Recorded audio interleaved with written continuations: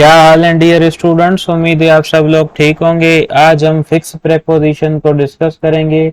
ये fifth lecture है हमारा फिक्स प्रेपोजिशन के ऊपर। आईबीए ने जो जॉब टेस्ट अनाउंस किए हैं 5 to 15 कैटेगरी के लिए या मॉनिटरिंग असिस्टेंट की या ईसीटी की, उसके हवाले से। इससे पहले एक स्टूडेंट ने मुझसे क्वेश्चन पूछा था कमेंट सेक्शन में कि सर फिक्स्ड प्रेपोजिशन का कॉन्सेप्ट तो दें, फिक्स प्रेपोजिशन होती क्या है। तो बेटा कुछ ऐसे वर्ड्स होते हैं जो प्रेपोजिशन का जो कॉन्सेप्ट है, इन का, ऑन का, एट का, उसे नहीं मानते। अब प्रेपोजिशन का जो कॉन्सेप्ट है वो भी मैंने अलग से वीडियोस में जो है एक्सप्लेन किया हुआ है कि इन को कहां पर यूज करना चाहिए, एट को कहां पर यूज करना चाहिए, ऑन को कहां पर यूज करना चाहिए। अगर आपने वो वीडियो नहीं देखी तो इस वीडियो की डिस्क्रिप्शन में जाएं और वहां पर उन वीडियोस की आपको लिंक्स मिल जाएंगी। तो कुछ वर्ड्स होते हैं जो उन रूल्स और कॉन्सेप्ट्स को फॉलो नहीं करते, वो उन कॉन्सेप्ट्स से हटकर एक प्रेपोजिशन अपने साथ उठाते हैं और हमें हर कंडीशन में उस वर्ड के साथ वही प्रेपोजिशन लगानी होती है। से फॉर एग्जांपल हमारे पास वर्ड है बेनिफिशियल, ठीक है। अब जो बेनिफिशियल वर्ड है वो अपने साथ प्रेपोजिशन लेता है तो हमें बेनिफिशियल के फौरन बाद टू ही लगाना होता है जहां पर भी आ जाए। इस तरीके से अक्यूज जो है अपने साथ ऑफ लेता है और ब्लेम जो है अपने साथ फॉर लेता है।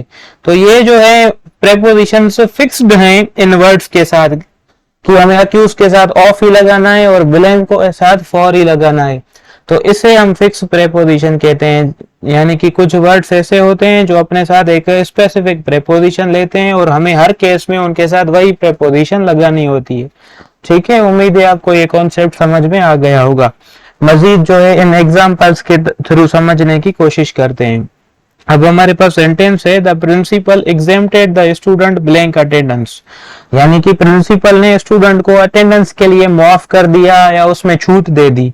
एग्जेम्प्ट का मतलब होता है माफ कर देना या छोड़ देना, छूट दे देना। अब जो वर्ड एग्जेम्प्ट है वो अपने साथ जो है वो फ्रॉम प्रेपोजिशन लेता है। ठीक है, तो हम एग्जेम्प्ट के साथ जहां पर भी एग्जेम्प्ट आएगा कौन सी प्रेपोजिशन लगाएंगे, फ्रॉम। तो फ्रॉम क्या है, फिक्स है विद द एग्जेम्प्ट, इसलिए इसे हम कहते हैं फिक्स प्रेपोजिशन।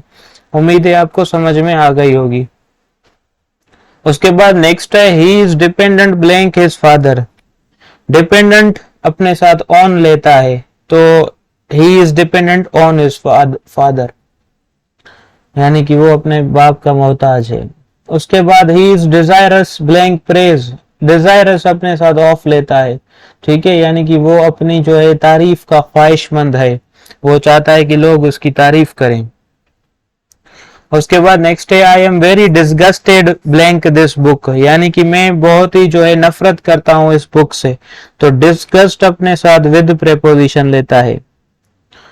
उसके बाद नेक्स्ट है food is essential blank health, ठीक है।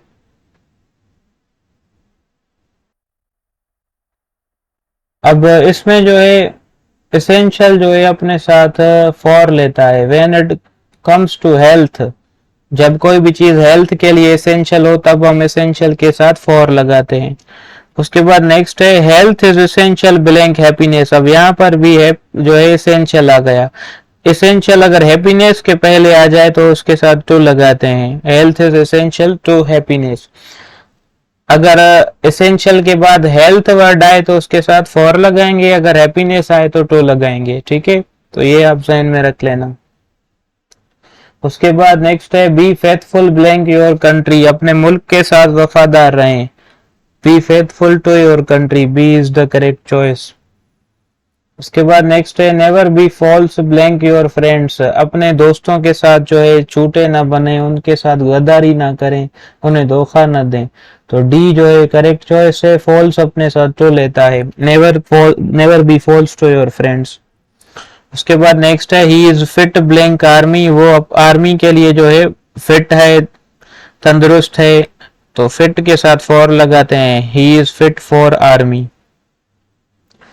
नेक्स्ट है the beggar was found guilty blank theft. जो फकीर था वो चोरी का जो है उस पर चोरी जो है साबित हुई या फिर उसने चोरी की। ठीक है, गिल्टी जो है अपने साथ ऑफ लेता है। उसके बाद नेक्स्ट है are you hopeful blank success. Hopeful जो है अपने साथ ऑफ लेता है, are you hopeful of your success. ठीक है, next I am not ignorant blank facts about the accident, यानी कि मैं एक्सीडेंट के मुतालिक जो हकीकतें हैं उससे गैर वाकिफ नहीं हूं, वाकिफ हूं। इग्नोरेंट ऑफ लेता है अपने साथ। ठीक है, उसके बाद नेक्स्ट है I am ill blank fever. अब जो इल है अपने साथ वो विद लेता है, I am ill with fever, यानी कि मैं बुखार से बीमार हूं। उसके बाद है I M indebted blank you for your help, मैं आपकी मदद के लिए आपका शुक्रगुजार हूँ। इंडेटेड जो है अपने साथ टू लेता है, और इसका एक और भी साइनोनिम है दैट इज ग्रेटफुल। आप इंडेटेड के साथ साथ ग्रेटफुल भी लगा सकते हैं, और ग्रेटफुल भी अपने साथ टू लेता है। एक और भी साइनोनिम है इसका, you might know that one, that is thankful. Thankful भी अपने साथ टू लेता है। तो ये तीनों जो है इनकी मीनिंग भी सेम है और प्रेपोजिशन भी सेम लेते हैं टू। उसके बाद है next, how can a teacher be indifferent blank the difficulties of a student, यानी कि एक टीचर जो है अपने स्टूडेंट की डिफिकल्टीज के हवाले से कैसे लापरवाह हो सकता है या केयरलेस हो सकता है। ठीक है, तो इनडिफरेंट जो है ऑफ लेता है अपने साथ। ठीक है, सॉरी इनडिफरेंट जो है अपने साथ ऑफ नहीं लेता, टू लेता है, सॉरी फॉर योर इनकन्वीनियंस। ठीक है, इनडिफरेंट टू, कभी कभी हमसे भी मिस्टेक हो जाती है। उसके बाद नेक्स्ट है the beggar was lame blank left leg, जो फकीर था वो लेफ्ट लेग से जो है लेम था, लूला लंगड़ा था। तो लेम अपने साथ इन लेता है, lame in the left leg, the beggar was lame in the left leg. उसके बाद है he married blank is daughter last month. अब ये बात जो है आप ध्यान से समझें कि जो वर्ब मेरी है वो तब कोई भी प्रेपोजिशन नहीं लेता जब आपकी बात तो शादी की या किसी की जो है अपनी शादी की बात हो। फॉर एग्जाम्पल ही मैरिड सारा, उसने सारा से शादी की, अब उसकी अपनी शादी की बात है। तो मैरिड जो है अपने साथ तब कोई भी प्रेपोजिशन नहीं लेता जब किसी की अपनी शादी होती है।